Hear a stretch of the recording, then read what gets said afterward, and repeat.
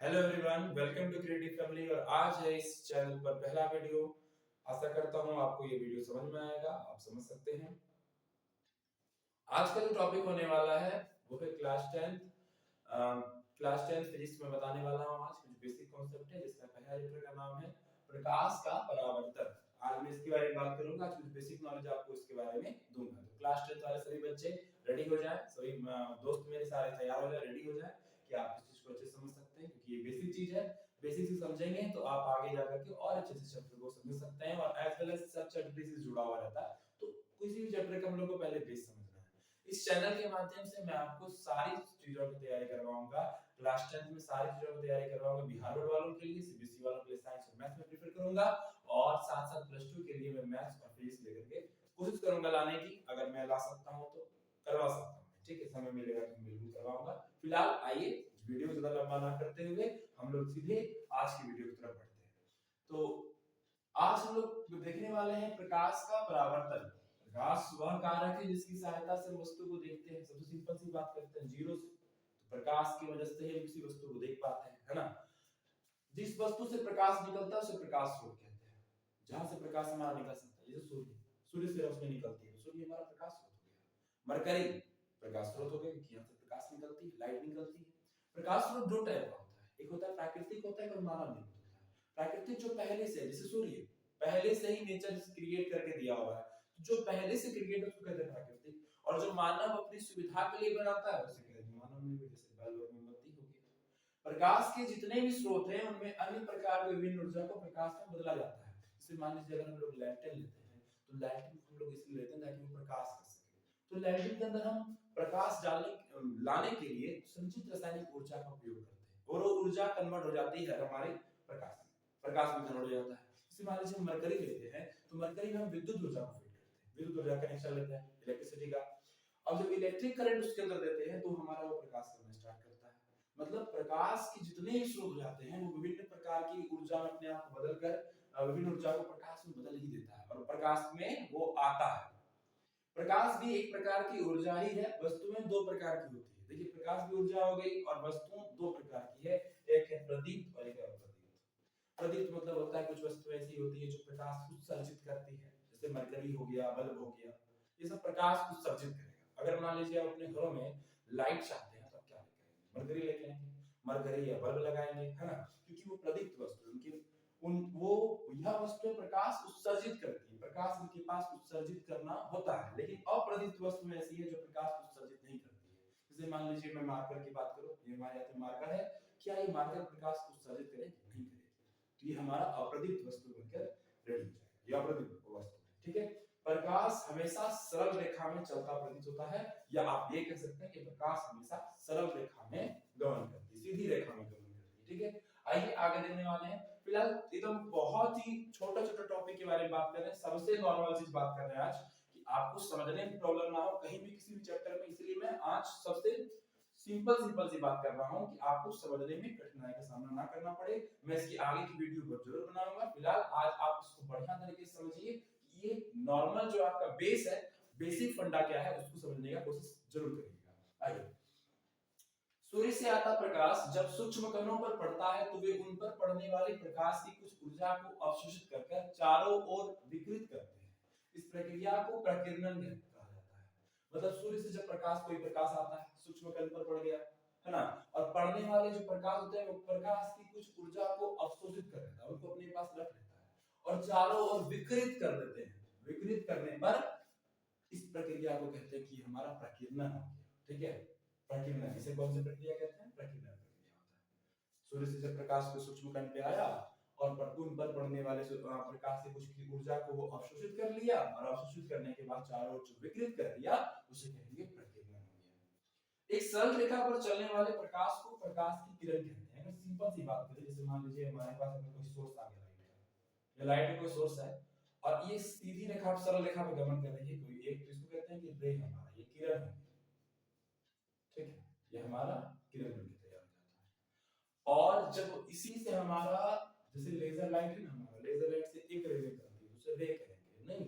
मतलब कि प्रकाश और किसी वस्तु पर जाने के माध्यम जो जा रही होती है उसे किरण कहते हैं, ठीक है। और जब बहुत सारा समूह जाने लग जाता है प्रकाश की किरणों का बहुत सारा समूह जाता है, जैसे मरकरी आप जलाइए तो आपको यहाँ मरकरी अगर आप जलाएंगे तो पूरा घर रोशन करेगा। तो इसका मतलब क्या है कि ये चारों तरफ जो है हमारा प्रकाश की किरणें फैलती है। इसे कहते हैं प्रकाश का समूह, यानी प्रकाश के समूह को हम लोग कहते हैं किरण पुंज। यानी जो हमारी किरण जा रही है वो एक ग्रुप में जा रही है, इसलिए लोग इसको किरण पुंज कहते हैं। ठीक है, किरण पुंज से टॉपिक हमारा उठता है। तो अलग अलग टाइप का होता है। जैसे मान लीजिए अगर मैं एक छोटी सी हम एक टॉर्च जलाते हैं, ठीक है, और टॉर्च जलाएंगे तो एक पॉइंट से जलाना स्टार्ट करते हैं। एक पॉइंट से, छोटा सा पॉइंट होता है, नहीं मान लीजिए इतना बड़ा पॉइंट है, छोटा सा पॉइंट है, और इससे हमारी रोशनी आ रही है। तो ये क्या हो, इसका क्या, ये जो रोशनी आएगी तो वो रोशनी अगर मैं ये जैसे मैंने मान लेता हूँ टॉर्च बना लेते हैं, ठीक है, एक मिनट रुकिए, टॉर्च बना लेते हैं, टॉर्च बना दिया मैंने। अब यहाँ से क्या है कि अगर मैंने कोई भी कमरा है यहाँ पे, ठीक है, कोई भी कमरा है, अगर मान लीजिए अगर टॉर्च को मैंने ऑन किया तो ये जो रिफ्लेक्शन होगा वो एक पॉइंट से हमारा लाइट पहले यहाँ से निकलेगा, है ना, एक पॉइंट से लाइट हमारा निकलना स्टार्ट हो जाएगा। इसे कहेंगे अपसारी किरण पुंज, डाइवर्जिंग होना शुरू हो जाता है।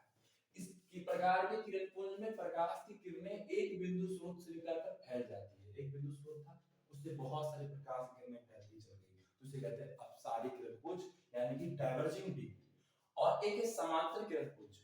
कुछ टाइम जाने के बाद ऐसा प्रतीत होगा कि आप ये जो एक दूसरे की जो किरण होती है एक दूसरे के समांतर दिखना शुरू हो जाती है। इस प्रकार के किरण पुंज में प्रकाश की किरणें एक दूसरे के समांतर होती है, जिसे समांतर किरण पुंज कहा जाता है। और जब आपको कभी ऐसा प्रतीत हो कि सारी किरणें आकर के किसी एक बिंदु पर मिल रही है, तो इस प्रकार के किरण पुंज में प्रकाश की किरणें एक बिंदु पर आकर मिलती है या मिलती हुई प्रतीत होती है। आपको लगेगा कि नहीं ये प्रकाश की किरणें कहीं आकर मिल रही है, तो इसे कहते हैं अभिसारी किरण पुंज, यानी कि कन्वर्जिंग। ठीक है, तो किरण पुंज उसे कहते हैं, एक बार मैं फिर से रिपीट करता हूं, किरण पुंज उसे कहते हैं जो कि किरणों के बहुत सारे समूह, मतलब किरणों के एक बहुत बड़े समूह को किरण पुंज कहते हैं।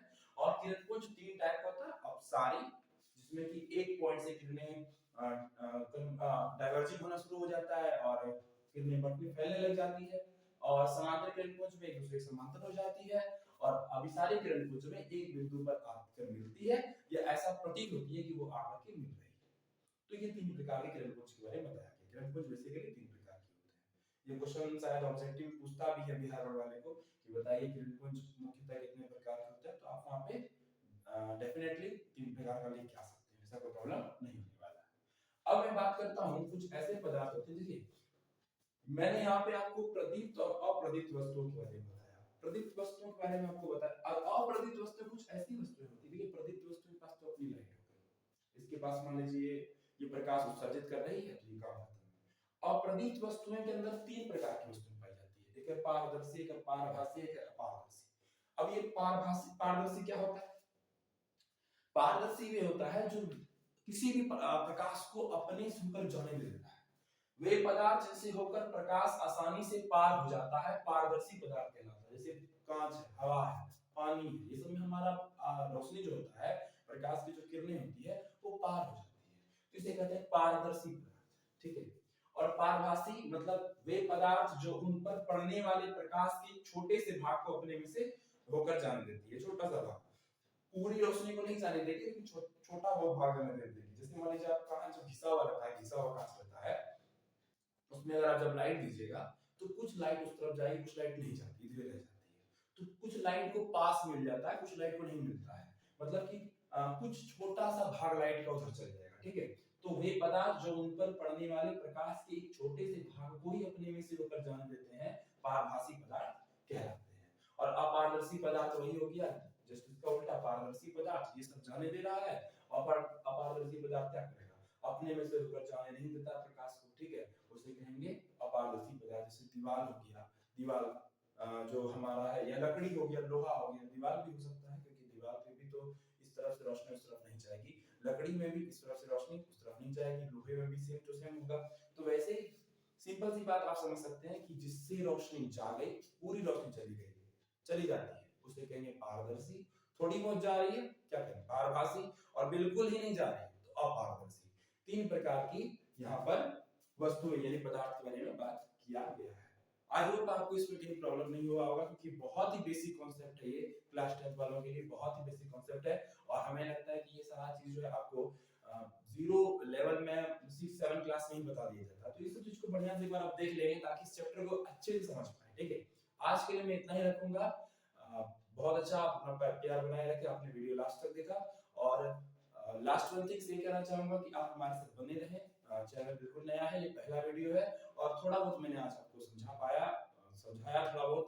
और अच्छे तरीके से मैं वीडियो को और कंटिन्यू रखूंगा, रेगुलर समय पर मैं वीडियो बनाता रहूंगा। और इसका जो आगे की जो चीजें हैं, जो कि चैप्टर में हम जब एंट्री मारेंगे तो इसमें हम लोग इसको पूरी नोट्स में बताते जाऊंगा, आपको नोट्स भी प्रोवाइड करा दूंगा। आप अच्छे तरीके से यहाँ पर बने रहें, आपको कोई प्रॉब्लम होने वाली नहीं है। जय हिंद। ठीक है, आज के लिए इतना ही, मिलते हैं नेक्स्ट में।